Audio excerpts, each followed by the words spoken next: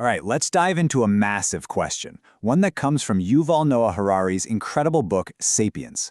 How in the world did we, Homo sapiens, a pretty unremarkable ape, all things considered, end up running the entire planet? Well, the answer isn't about our muscles or even our brains, not in the way you think. Turns out it's all about stories. Just picture it for a second. A straight-up, one-on-one fight. A Neanderthal versus a Homo sapien. The Neanderthal probably would have won. No contest. They were just bigger, stronger, tougher, better built for the cold. And yet, here we are, and they're not. So, if we didn't win with brute force, what was our secret weapon? And that right there is what we call the Sapiens paradox. You see, Neanderthals weren't just stronger, they also had slightly larger brains. They were masters of their cold environment, they used complex tools, they controlled fire, and they even cared for their sick and elderly. I mean, on paper, they look like the clear winners. But somehow, they vanished. So yeah, our advantage wasn't physical in the slightest. It was all happening in our heads. Something changed around 70,000 years ago. Something just clicked in the wiring of the sapiens' brain. We call it the cognitive revolution, and it gave us an edge that no other animal on Earth had ever possessed. So what was this incredible new mental ability? Well, you can think of it as a superpower. But, not flying or super strength. It was the unique and frankly bizarre ability to invent and believe in fictions, in things that have no physical existence. Harari has a great name for them: imagined realities. And this is a really, really important distinction. An imagined reality isn't just a lie. It's a shared belief. It's a story that a whole group of people tells and believes in together. And as long as that communal belief holds, that fiction has real, actual power in the world. And here's a perfect way to think about the difference. A monkey can lie. Sure, it can make a danger lion call to scare away another monkey so it can swipe its banana. But that's a simple one-on-one trick. An imagined reality, on the other hand, is when millions of people around the world genuinely believe in the existence of human rights, something you can't see, you can't touch, you can't find in nature, but which fundamentally shapes the laws of entire countries. And once you start looking, you see these fictions everywhere. Gods and entire religions, nations like the United States or Japan, and even corporations like Peugeot. I mean, what is a corporation? It's not its buildings or its factories or even its employees. It's a legal fiction, an idea that we all agree to treat as a real entity. The very same is true for money and human rights. Okay, so what's the big deal with this fictional superpower? Well, the first massive payoff was this. It allowed us to cooperate with tons, and I mean tons of strangers.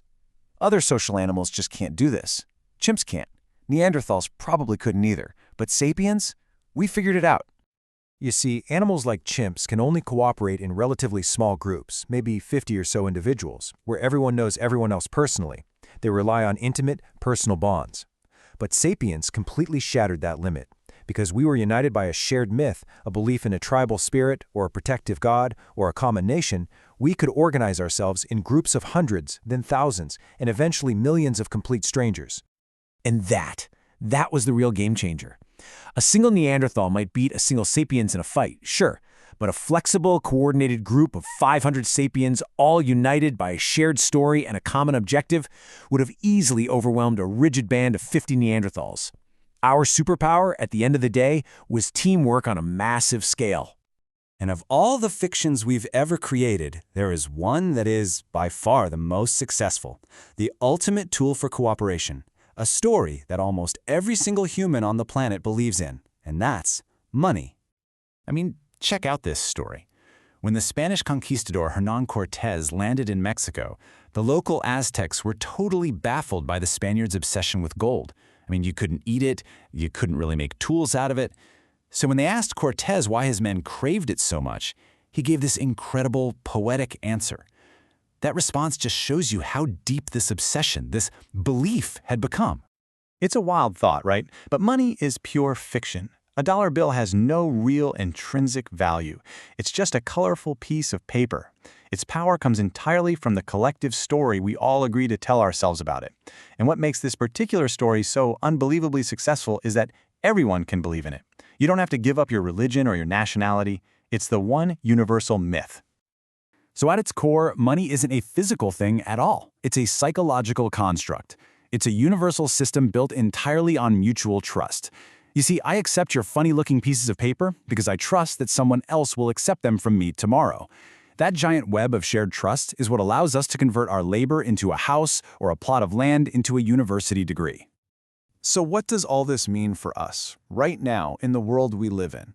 Well, it means that ever since that cognitive revolution, Homo sapiens have been living in two different worlds at the exact same time. We live in a dual reality. On one hand, you've got objective reality. You know, the stuff you can actually touch and see. Rivers, trees, lions, real things.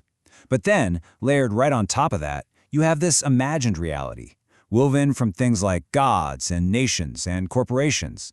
And over thousands of years, this fictional layer has become unbelievably powerful.